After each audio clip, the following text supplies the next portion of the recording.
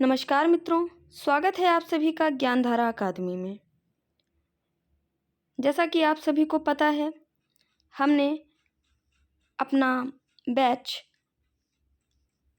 UGC net में लगे हुए नाटकों से नाटक विधा से शुरू किया था, जिसमें अंधेर नगरी नाटक हमने पूर्ण कर लिया है और उसका पीडीएफ आप सभी को मिल भी गया है। आशा करते हैं कि आपने उस पीडीएफ को अच्छे से पढ़ा होगा और काफ़ी नई जानकारियाँ एकत्रित करी होंगी। और अगर वीडियो आपको अच्छा लगा हो तो प्लीज़ लाइक शेयर कमेंट ज़रूर करिएगा। उसी कड़ी में आगे बढ़ते हुए हम आज बकरी नाटक पढ़ने जा रहे हैं।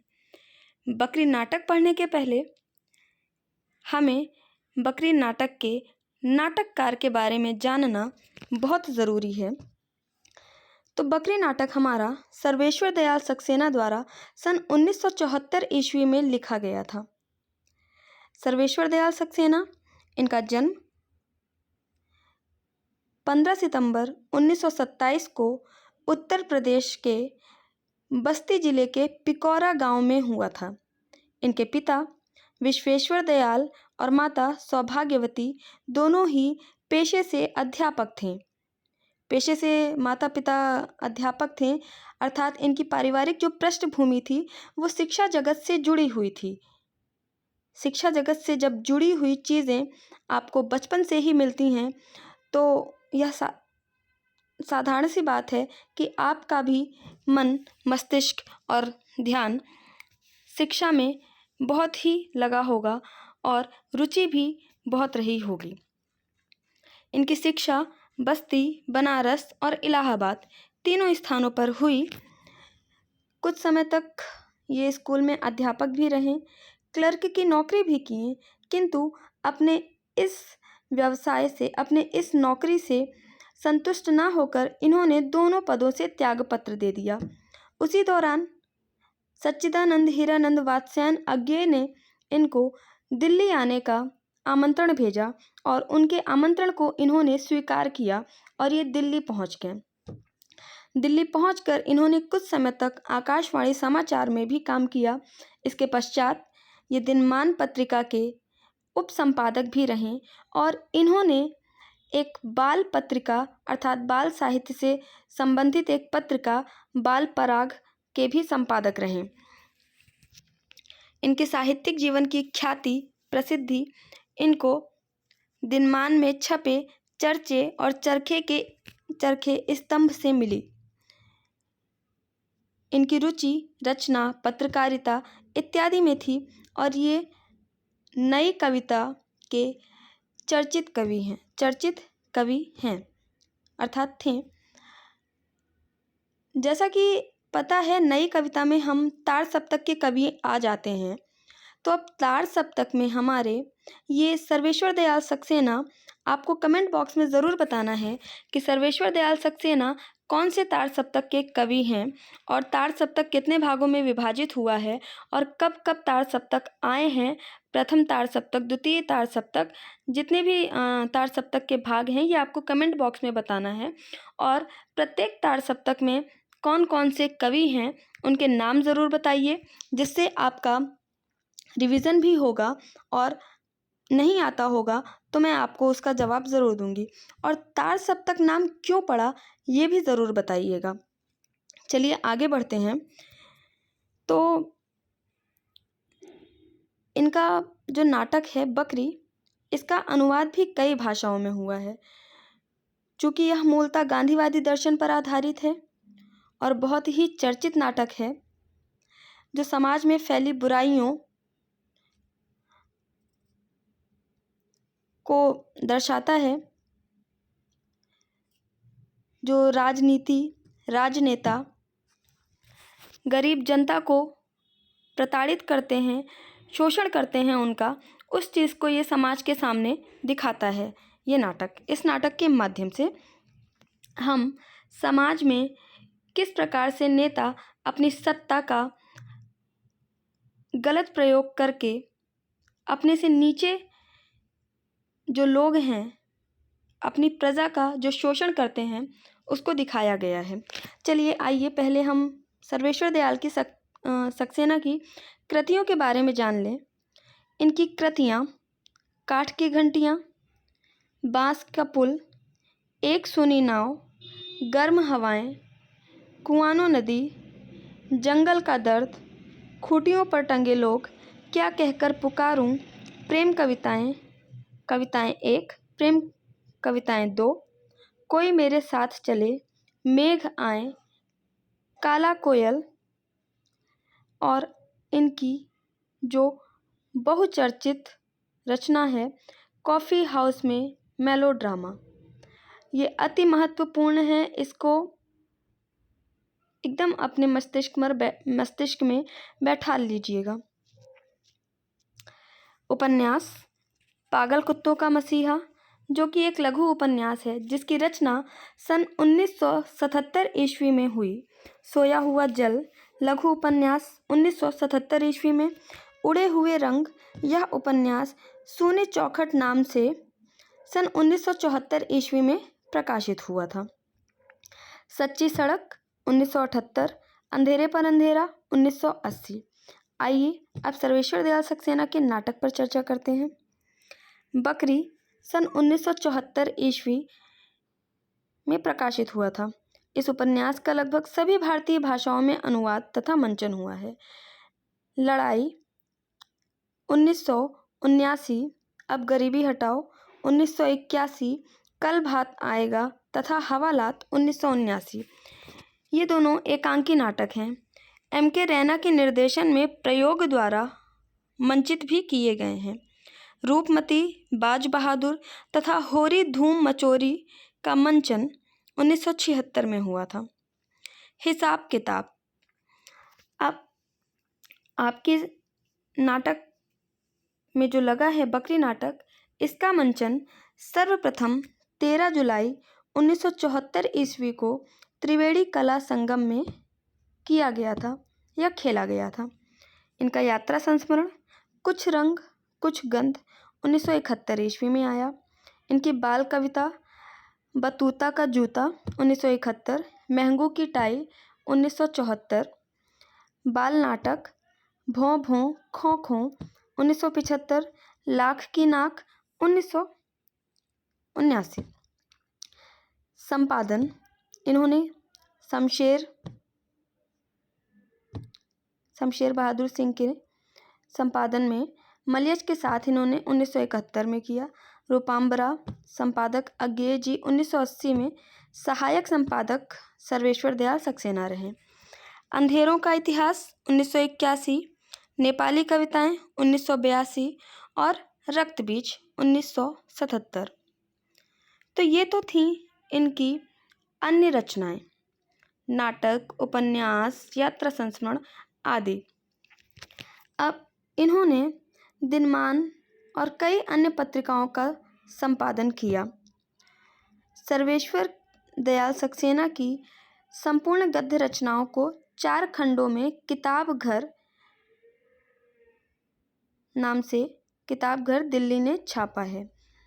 ठीक है, तो इस चीज़ को आप अंडरलाइन कर लीजिएगा, या जिन्होंने भी हमारे इस बैच को ज्वाइन किया है उनको तो PDF मिल जाएगा, और जिन्होंने ज्वाइन नहीं किया है तो उनसे मैं कहना चाहूँगी, अगर आपको कंटेंट अच्छा लग रहा है तो आप जून 2023 के NTA UGC नेट के पेपर के लिए आप कोर्स खरीदना चाहें तो आप खरीद सकते हैं।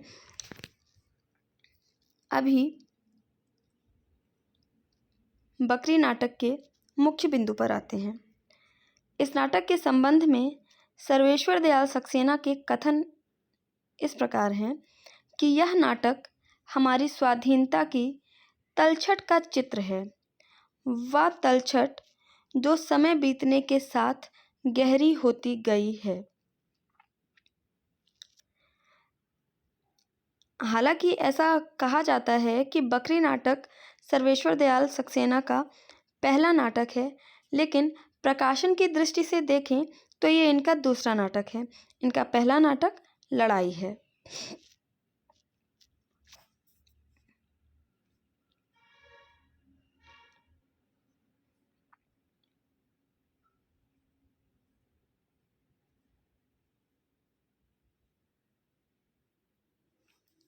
बकरी नाटक का प्रकाशन वर्ष 1974 है।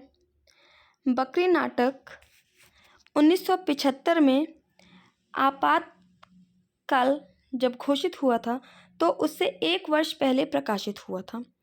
इस नाटक में कुल 2 अंक हैं और प्रत्येक अंक में 3 दृश्य हैं। अर्थात कितने दृश्य हैं? टोटल कुल 6 दृश्य हैं और अंक 2 हैं। प्रत्येक अंक में 3 दृश्य हैं। इस बात को आप अच्छे से अपने दिमाग में बैठा लीजिए। अब बकरी नाटक की जो कथा वस्तु है, पहले उस पर आते हैं हम। जैसा कि मैंने आपको बताया, यह नाटक गांधीवादी दर्शन पर आधारित है। इस नाटक में एक सिपाही तीन व्यक्ति, एक सिपाही, एक गरीब, लाचार, बेबस औरत और एक जोश से भरे हुए युवक की कहानी के माध्यम से ही समाज में व्याप्त जो राजनीति है उसको दर्शाया गया है। अब इस नाटक के जो मुख्य पात्र हैं, पहले उन पर आइए। हालांकि आपको सब अभी नीचे मिल जाएगा, लेकिन 3 पात्र हैं: दुर्जन सिंह, कर्मवीर, सत्यवीर। एक बार पुनः, दुर्जन सिंह, कर्मवीर, सत्यवीर। अगर परीक्षा में आपको विकल्प में दुर्जन सिंह, धर्मवीर, कर्मवीर और सत्यवीर मिल जाए तो आप कंफ्यूज मत होइएगा। इसीलिए मैं बार बार कह रही हूँ, दुर्जन सिंह, कर्मवीर, सत्यवीर, ध्यान रखिएगा। तो बकरी नाटक में एक औरत होती है, विपत्ति, जो कि बहुत ही गरीब समाज से है। एक दिन ऐसा होता है, दुर्जन सिंह, कर्मवीर और सत्यवीर बैठे होते हैं, आपस में चर्चा करते हैं कि कैसे हम समाज को उल्लू बनाते हैं या मूर्ख बनाते हैं और उनकी इस मूर्खता का उपयोग अपने फायदे के लिए करते हैं। तो जो सिपाही है वो आता है और वो पूछता है कि सरकार क्या योजना चल रही है। तो सरकार कहते हैं कि एक शर्त पर बताएंगे, अर्थात दुर्जन सिंह एक शर्त पर बताएंगे और वो शर्त ये है कि पहले एक बकरी लेकर आओ। तो वो कहता है कि सरकार बकरी? वो कहते हैं हाँ बकरी। तो वो सिपाही जाता है और विपत्ति की बकरी को उठा लाता है। विपत्ति के पास उस बकरी के सिवा उसके जीवन जीने का आधार और कोई भी नहीं है। यह जानते हुए भी सिपाही उसकी बकरी को उठा लाता है और जब अपनी बकरी को उठा के लेके आता है तो दुर्जन सिंह उससे पूछता है, ये बकरी क्या देती है? तो सिपाही कहता है, दूध। हम मेरे कथनों को ध्यान से सुनिएगा। आपको हर एक कथन PDF में नहीं मिल पाएगा, तो मेरे कथनों को ध्यान से सुनिएगा और जो चीज़ें मैं बताऊं कि आप इसको अपनी पुस्तक में या अपनी कॉपी में नोट कर लीजिएगा, तो उसको नोट कर लीजिएगा। तो दुर्जन सिंह सिपाही से पूछता है, ये बकरी क्या देती है?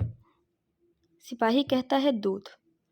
तो दुर्जन सिंह कहता है, नहीं, ये बकरी कुर्सी, सत्ता, प्रतिष्ठा, सम्मान देती है। पुनः दुर्जन सिंह सिपाही से पूछता है, ये बकरी क्या खाती है? तो पुनः सिपाही कहता है, घास। दुर्जन सिंह उसके जवाब को नकारते हुए कहता है, ना, ये बकरी विवेक, पैसा, बुद्धि, इन सब चीज़ों को खाती है। बकरी आ जाती है। अब ये तीनों बकरी आने के बाद पूरे गांव में ढिंढोरा पीटते हैं कि मिल गई गांधी जी की बकरी मिल गई, मिल गई गांधी जी की बकरी मिल गई। अब पूरे गांव में जब ये चर्चा हो जाती है कि ये बकरी गांधी जी की है, तो ये लोग गांव वालों से कहते हैं कि जिस किसी को भी अपनी मनोकामना, अपनी मन्नत पूर्ण करनी है तो वो आए और इस बकरी को आपके पास यानी कि गांव वालों के पास जो भी चीज़ें हैं उनको न्यौछावर कर दें, आपकी मन्नत, आपकी मनोकामना पूरी हो जाएगी। लोग आते हैं, जिसके पास जो कुछ भी होता है वो चढ़ाते हैं। अब ग्रामीण आते हैं तो दुर्जन सिंह एक ग्रामीण से कहता है, ये क्या चढ़ा रहे हैं? तो ग्रामीण कहता है, बाबूजी हमारे पास कछु नहीं है सिवाय 1 बीघा जमीन के। यहाँ कितने बीघा जमीन की बात हुई है? 1 बीघा जमीन की। इसको आप लिख लीजिए। फिर विपत्ति को पता चलता है कि ये बकरी तो हमारी है। विपत्ति जाती है और विपत्ति मिन्नतें करती है, हाथ जोड़ती है कि हमारी बकरी वापस कर दीजिए। नहीं करते हैं तो विपत्ति सिपाही से कहती है कि हम सुरक्षा कानून तक जाएंगे। तो सिपाही कहता है, जबान संभाल के बात कर। कौन कहता है? जबान संभाल के बात कर। फिर विपत्ति पुनः जाती है और कर्मवीर जो कि नकली जज बनता है उसके पास जाती है और कहती है, साहब चला हम तोहरे सामने एक शर्त रखत है। हम तोहरे सामने एक शर्त रखत है कि अगर ये बकरी तोहरे पीछे गई तो ये तोहार हो जाए और अगर ये बकरी हमरे पीछे आई तो ये हमार हो जाए। तो कर्मवीर सत्य तो जानता ही है कि जिसकी विपत्ति की बकरी है तो वो विपत्ति के ही पीछे जाएगी। तो वो उसको फटकारते हुए कहता है कि झूठा आरोप लगा रही हो, इसके लिए तुम्हें 2 साल की सज़ा और 500 रुपये जुर्माना लगाया जाएगा। इसको नोट कर लीजिए, 2 साल की सज़ा और 500 रुपये जुर्माना लगाया जाएगा। विपत्ति बेचारी बेबस लाचार रोते हुए वापस आ जाती है। गांव में एक युवक है जो थोड़ा पढ़ा लिखा, समझदार और नौजवान है, तो उसके अंदर अभी जोश है। अब जब नौजवान जाता है और कहता है कर्मवीर से कि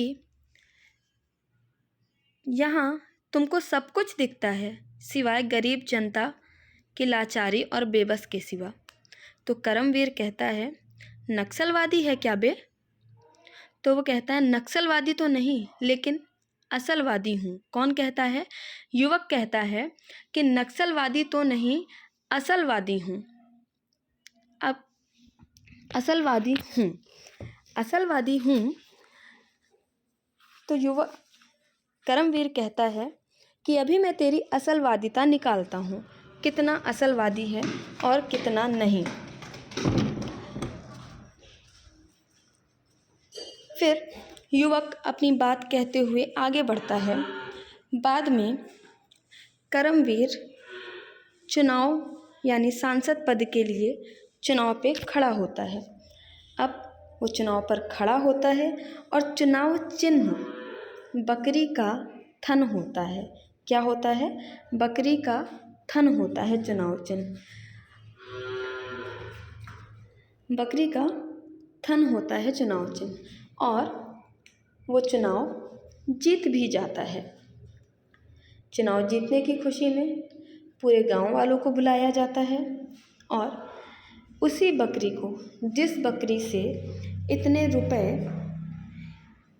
इन तीनों ने कमाए, उसी बकरी को मार के उसका गोश्त खाया जाता है। और विपत्ति को जब पता चलता है तो वो लाचार बेचारी बेबस सिर्फ देखती हुई रह जाती है। चलिए, तो ये तो थी पूरी नाटक की कथा वस्तु। मैंने आपको संक्षेप में समझा दिया है। आशा करती हूँ कि आपको समझ में आई होगी। तो अब इस नाटक में बकरी किसका प्रतीक है? बकरी, नाटक में बकरी गरीब जनता का प्रतीक है। ये नाटक किस शैली में लिखा गया है? देखिए, मैं आपको प्रश्न कैसे पूछे जा सकते हैं, प्रश्नों के हिसाब से ही मैं आपको बताती हुई जा रही हूँ कि परीक्षा में आपसे प्रश्न कैसे पूछे जाएंगे। तो बकरी नाटक किस शैली में लिखा गया है? नौटंकी शैली में लिखा गया है। नौटंकी शैली कहाँ प्रचलित है? तो उत्तर प्रदेश में नौटंकी शैली प्रचलित है। यहाँ तक आशा करती हूँ कि आपको सब समझ में आ गया होगा। अब इस नाटक में किन किन छंदों का प्रयोग हुआ है? अति महत्वपूर्ण प्रश्न है। बकरी नाटक में किन छंदों का प्रयोग हुआ है?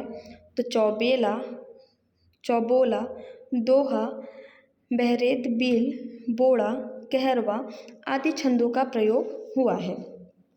जब आप इस नाटक को पढ़ेंगे तो आपको इस नाटक की भूमिका में ही आपको इन सारे छंदों का प्रयोग करते हुए इनकी पंक्तियाँ देखने को मिल जाएंगी, जो कि PDF में भी आपको नीचे मिल जाएंगी। इस नाटक में जनवादी चेतना, राजनीतिक व्यंग, आम आदमी की व्यथा, भ्रष्टाचार और विसंगति का चित्रण है। बकरी आम जनता का प्रतीक है या गरीब जनता का प्रतीक है, आप कुछ भी कह सकते हैं। गांधी जी के नाम पर सत्ता तो हथिया लेते हैं, लेकिन उनके सिद्धांतों को किस तरह मटिया मेट कर देते हैं, उसका वर्णन है इस नाटक में। गांधी जी जो कि भ्रष्टाचार, विसंगति को देश से मिटाना चाहते थे, उन्हीं के दर्शन का प्रयोग करते हुए नाटक के पात्रों ने उनके सिद्धांत को मटिया मेट अर्थात मिट्टी में मिला दिया है।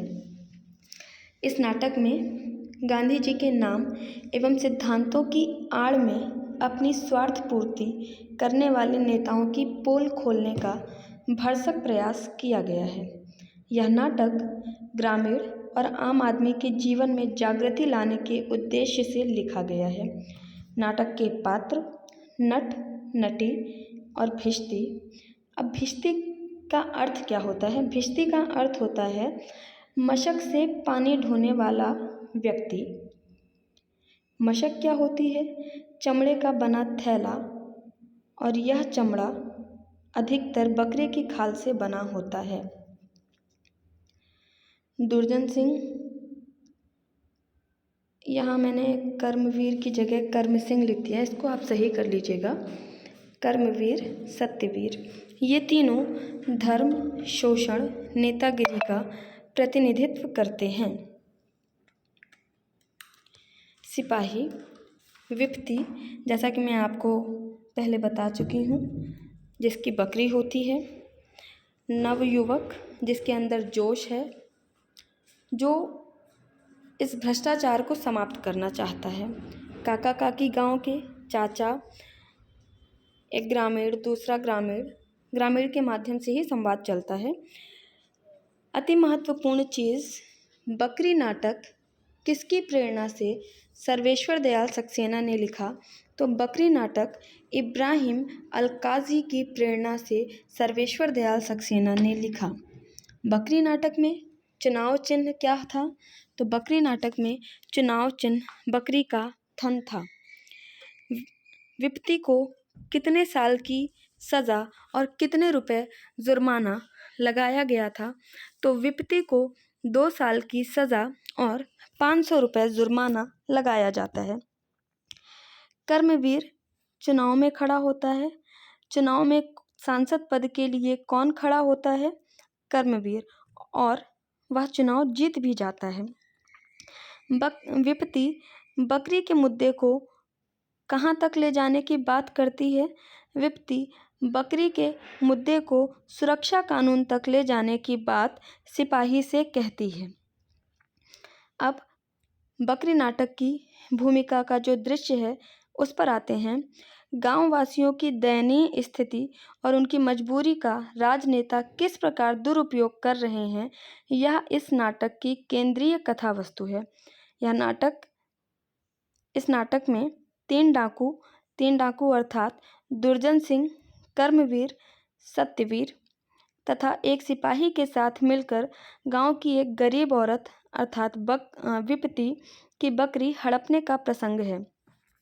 दुर्जन सिंह, कर्मवीर और सत्यवीर गांव की भोली भाली जनता को लूटने की योजना बनाते हैं जिसके लिए वो विपत्ति की बकरी को चुरा लेते हैं।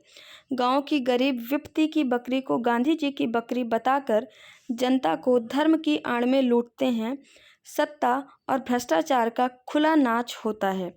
भोली भाली जनता उनके बिछाए माया जाल में फंसकर रह जाती है। नाटक का आरंभ नट नटी के संवाद से होता है। नाटक में वंदना से ही भ्रष्ट राजनीति के दलदल को दिखाया गया है, जिससे आम आदमी छटपटाता हुआ दिखाई देता है। नटी शुरुआत करती है, सदा भवानी दाहिने सम्मुख रहे गणेश, पांच देव रक्षा करें ब्रह्मा विष्णु महेश। चूँकि नट का गीत गाने का कोई मन नहीं होता है तो वो दोहे को इस प्रकार कहता है। पांच देव सम पांच दल, लगी ढोंग की रेस, जिनके कारण हो गया देश आज परदेश। तो ये तो था दोहा। यहाँ इस दोहे के माध्यम से आध्यात्मिक और भौतिकवादी विचारधारा का अंतर्विरोध है। पुनः नट कहता है, करूँ स्वांग प्रारंभ बांसुरी, हमको मात तुम्हारो, मझघारों के बीच में भवन में डोंगा पड़ो हमारो, अनल कंठ में भरो सकल, कायरता जड़ता जारी, जन मन संशय हरो, दानव दुर्दिन संहारो। ये चौबेला का उदाहरण है। पुनः नट कहता है, मुक्त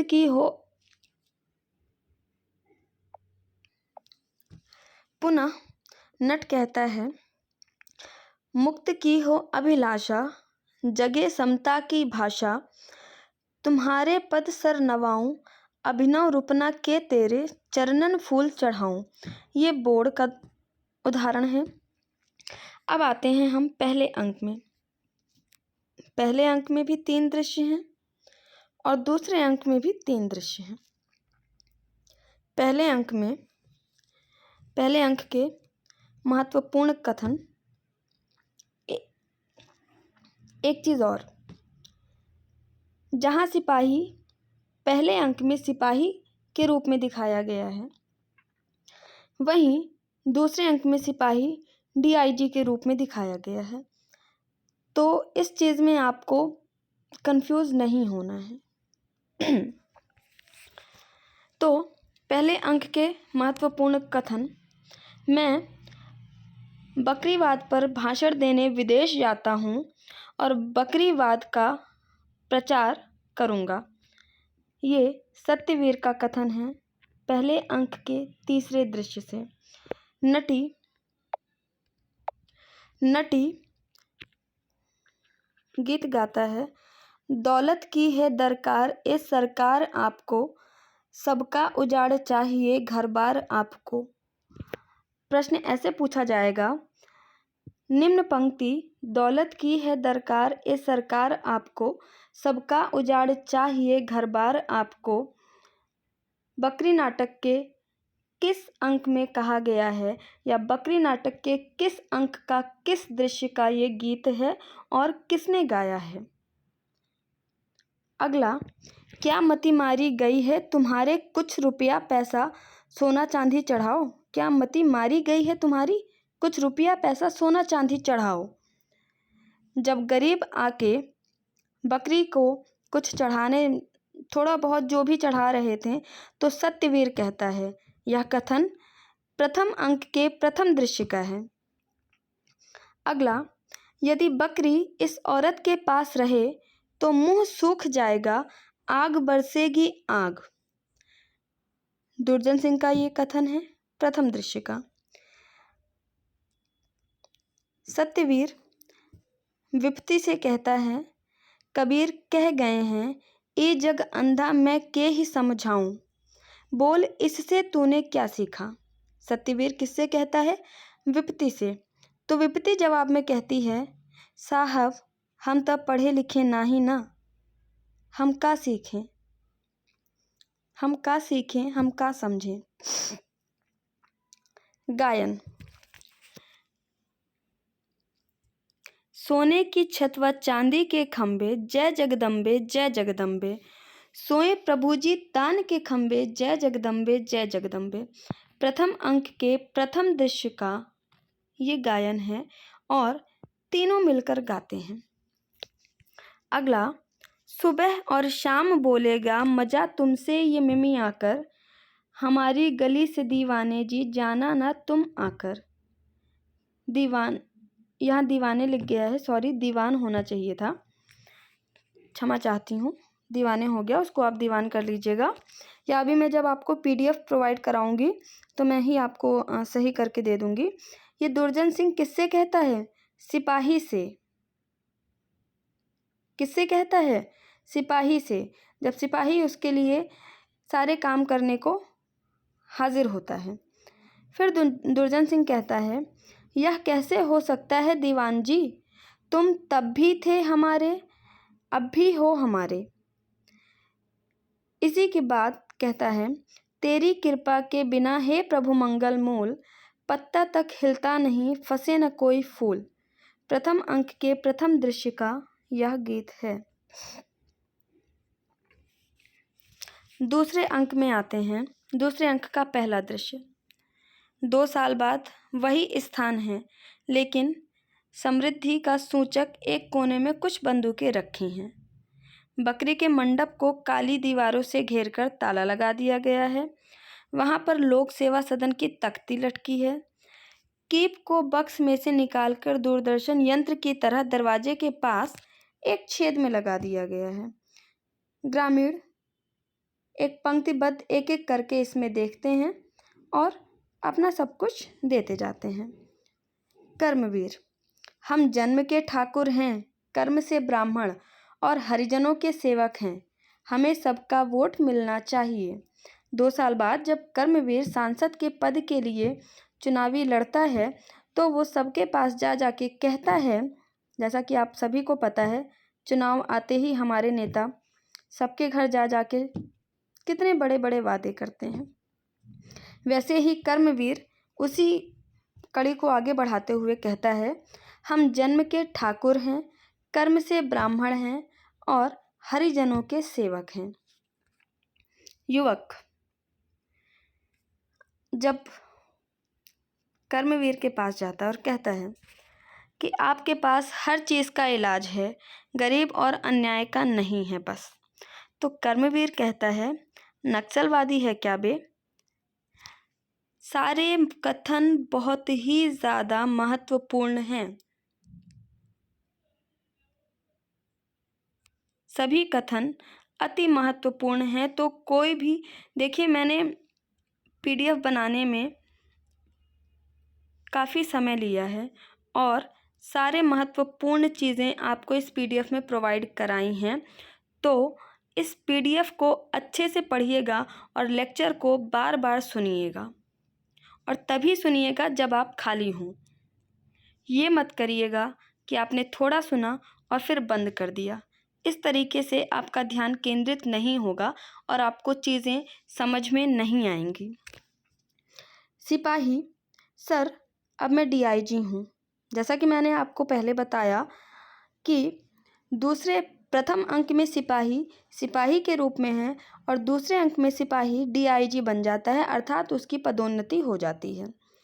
नट गाता है, जिसकी लेते हैं शरण उसको ही खा जाते हैं लोग, जिसका थामा हाथ उसका ही लगा जाते हैं भोग। ये दूसरे अंक के प्रथम दृश्य का गीत है। दूसरा दृश्य, एक जुलूस नारे लगाता हुआ आता है। युवक कहता है, आप लोगों का अज्ञात जेहल ही है, अब ये सब जीत करके और भी लूटेंगे। युवक समाज में फैले भ्रष्टाचार को समाप्त करना चाहता है, लेकिन वह अकेले करने में असमर्थ है, तो वो गांव वालों से सहायता चाहता है, मदद चाहता है, लेकिन गांव वाले मजबूर, बेबस, लाचार हैं। तो युवक उनसे कहता है कि आप लोगों का अज्ञात जेहल ही है, अब ये सब जीत करके और भी लूटेंगे। पहले बकरी का नाम लेकर लूटते थे, अब आपका ही नाम लेकर लूटेंगे। तीसरा दृश्य भोज का दृश्य है, अर्थात करमवीर चुनाव जीत गया है और चुनाव जीतने के बाद जो विपत्ति की बकरी थी जो चुरा लाए थे, उसी को मारकर उसका गोश्त बनाकर खाते हैं और गांव के सभी लोगों को बुलाया गया था। बकरी को क्षमा चाहते हैं, विपत्ति को नहीं पता था कि ये उसी की बकरी की भोज है। तो तीसरा दृश्य भोज का दृश्य है।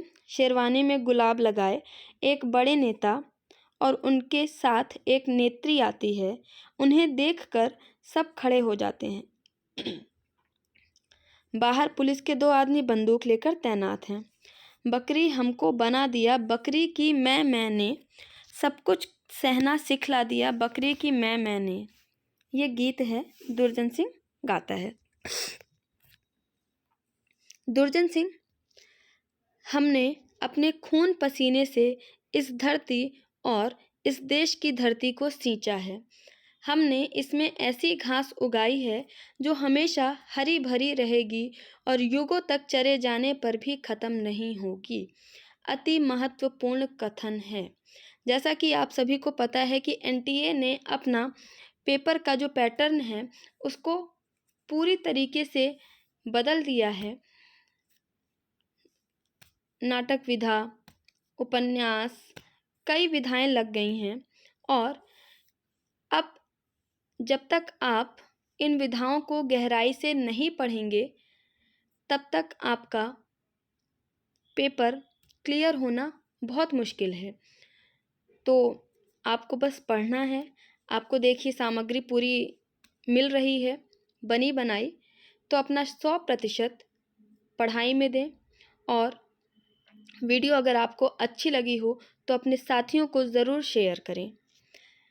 आगे चलिए चलते हैं। भिश्ती उसके ही खूं के रंग से इतराएगा गुलाब, दे उसकी मौत जाएगी हर दिल अजीज ख्वाब। भिश्ती ये गीत गाता है। करमवीर कहता है, यह धरती चारागाह है, जिसकी घास जितनी रौंदो उतना ही पनपती है। करमवीर, दांत तेज और मजबूत हों, घास हरी और कोमल हो, फिर धरती चारागाह से ज़्यादा कुछ नहीं है। शुरू कीजिए इस जनता इस चारागाह के नाम पर। युवक, बहुत हो चुका अब हमारी बारी है, बदल के रहेंगे ये दुनिया तुम्हारी। युवक गीत गाता है, बहुत हो चुका अब हमारी बारी है, बदल के रहेंगे ये दुनिया तुम्हारी। अंतिम गीत और इसी के साथ आपका नाटक समाप्त होता है, पर्दा गिर जाता है। अंतिम गीत है, सभी मिलके गाते हैं। नट और नटी आगे आ जाते हैं और गाते हैं, दिन में 2 रोटी के हो, देश में जब लाले पड़े। दिन में 2 रोटी के हों, देश में जब लाले पड़े, हो सभी खामोश, सभी की ज़बां पर ताले पड़े। हो सभी खामोश, सभी की ज़बां पर ताले पड़े। नाटक की समीक्षा। इस नाटक की सबसे बड़ी विशेषता यह है कि बकरी परोक्ष में होते हुए भी नाटक में एक समग्र चरित्र अर्जित कर लेती है। यह बकरी दूध देने वाली और घास चरने वाली नहीं है। यह तो धन, कुर्सी और प्रतिष्ठा देती है। जैसा कि मैंने बताया, जब दुर्जन सिंह सिपाही से पूछता है कि यह बकरी क्या देती है, तो सिपाही जवाब में देता है कि दूध। तो दुर्जन सिंह कहता है कि यह बकरी धन, कुर्सी और प्रतिष्ठा देती है। सामान्य बकरी को गांधी का बकरी बनाकर अंधविश्वासी लोग इसको देवी की तरह पूजते हैं और स्वयं भूखे रहकर देवी पर चढ़ावा चढ़ाते हैं। गांव वाले अज्ञान और अंधविश्वास के कारण बेवकूफ़ बन जाते हैं और उनका शोषण किया जाता है। सर्वेश्वर दयाल सक्सेना जी ने इस नाटक के माध्यम से जीवन के यथार्थ से जनता को छलने के लिए राजनीतिज्ञों द्वारा अपनाए गए हथकंडों का पर्दाफाश किया है।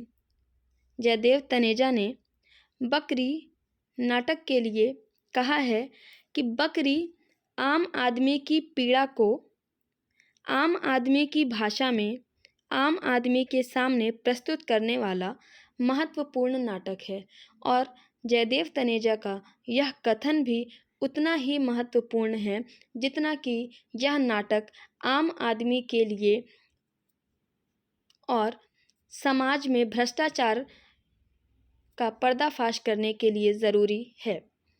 तो जैसा कि हमारा बकरी नाटक समाप्त हो गया है और कल हम भारत दुर्दशा और अंधा युग पढ़ेंगे, तो आप चैनल को लाइक, शेयर, सब्सक्राइब करना ना भूलें। और अगर किसी को भी बैच को ज्वाइन करना है तो कमेंट बॉक्स में नीचे नंबर दिया है, आप संपर्क कर सकते हैं। धन्यवाद।